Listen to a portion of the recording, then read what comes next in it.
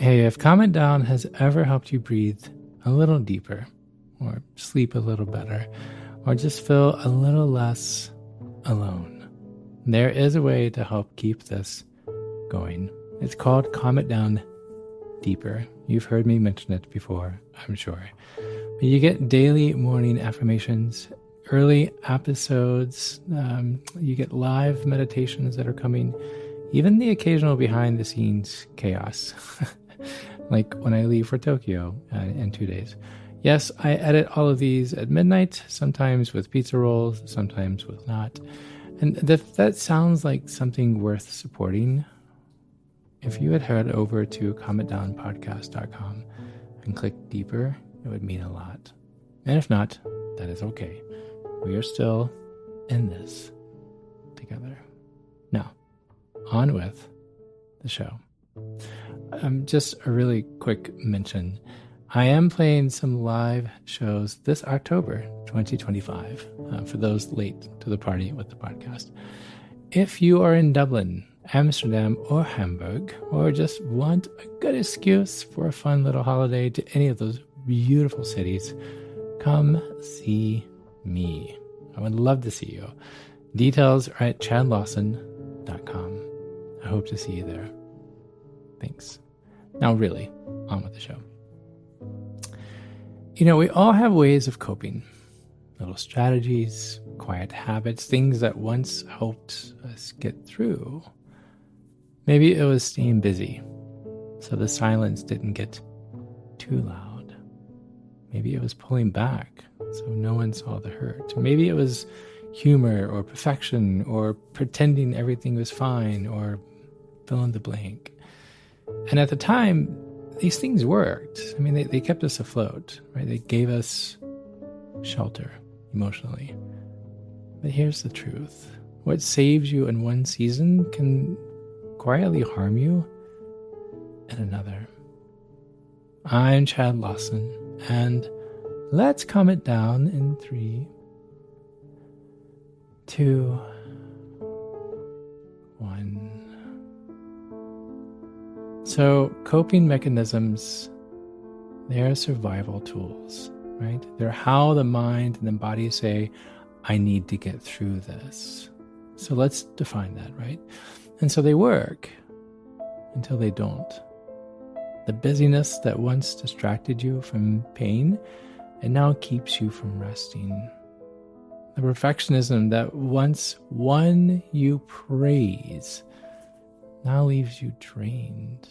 And the wall that you once kept safe, now keeps people out. I mean, it's the bittersweet to realize, right? I mean, this thing that once saved me is now holding me back.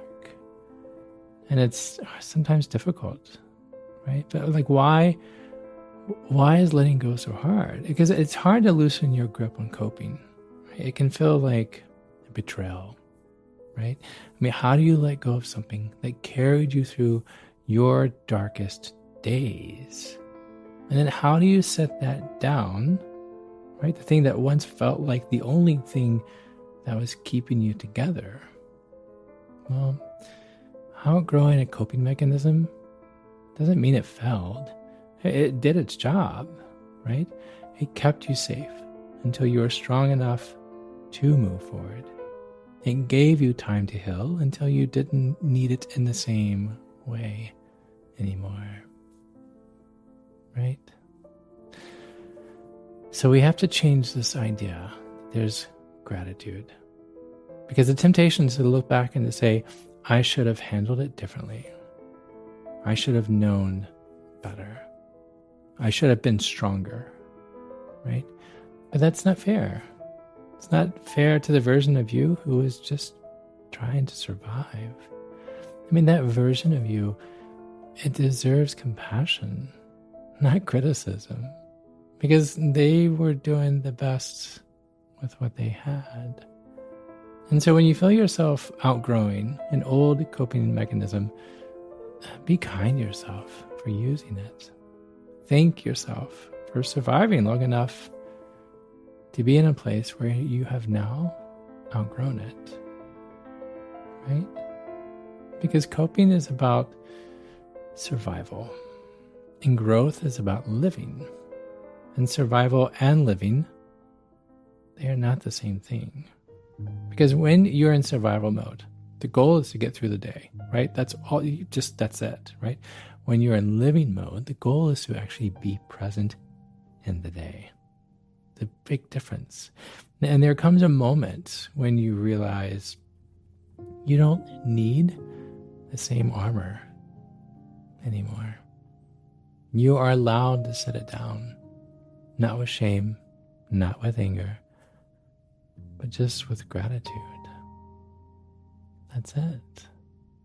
And this will feel strange, right? Because here's the thing, the setting down armor, it does feel strange at first, almost uncomfortable, because it's something that we're so used to. It's like stepping outside without a jacket, right? After wearing one for years, you feel naked, right? Exposed. Even if the weather is fine, part of you still reaches for it, right? Maybe like your favorite hoodie. And that's normal. That's part of transition, right? Outgrowing a coping mechanism, it doesn't mean that you instantly feel free. It means you begin to notice the weight that you've been carrying. And you start to imagine what life might feel like without it. And there's this fear that is beneath all of it, right? Because a lot of times we hold on to these old strategies because of fear. Fear that if we let go, the pain will come back. Fear that we won't be able to handle things without them. But there is this quiet truth. The very fact that you can recognize a coping mechanism as outdated is proof that you've grown. The awareness itself shows you that you are in a different place now, one where you can choose differently. You have grown. So here's something that I want you to try for this week. Think of one coping strategy that you've leaned on. Ask yourself, is this still helping me, or is it keeping me stuck?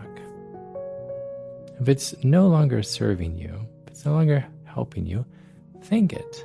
Yes, literally, say thank you. Say, you helped me once, and thank you, but I don't need you in the same way now.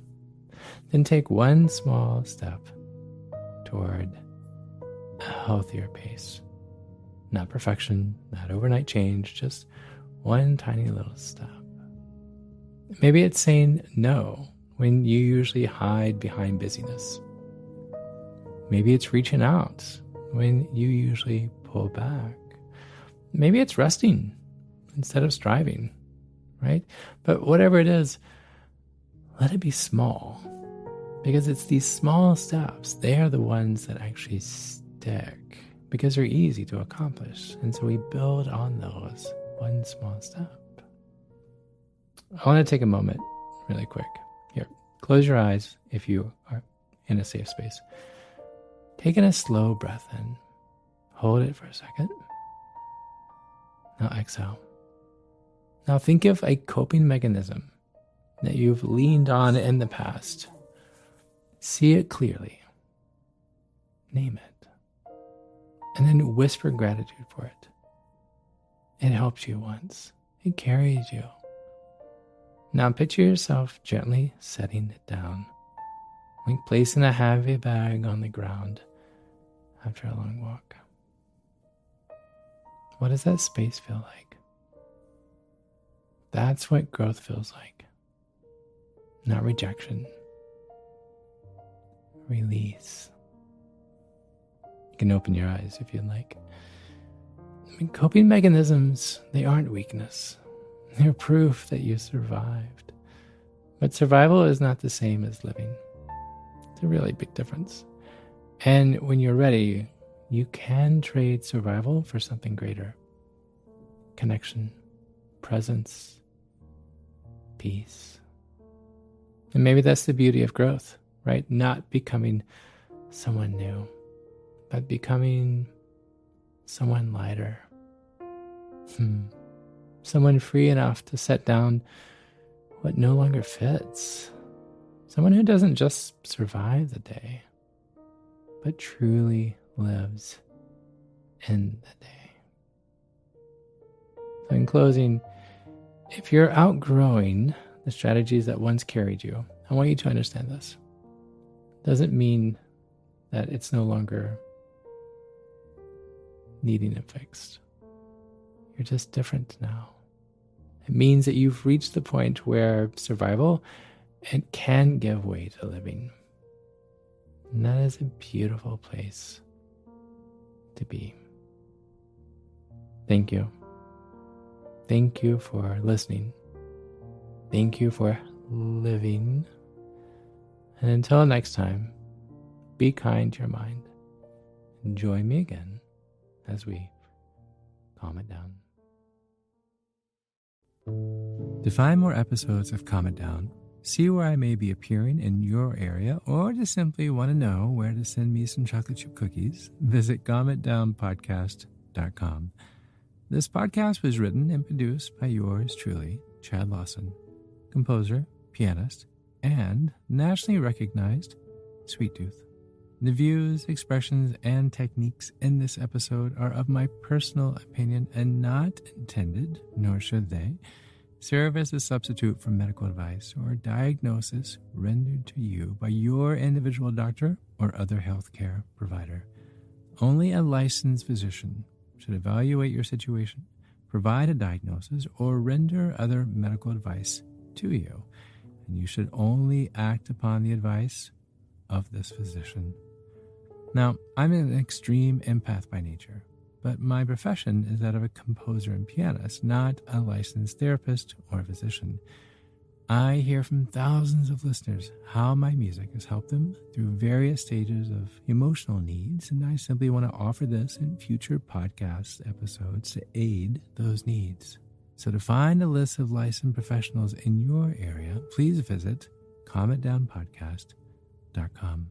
And if you've enjoyed today's episode, please leave a review, or better yet, share it with a friend.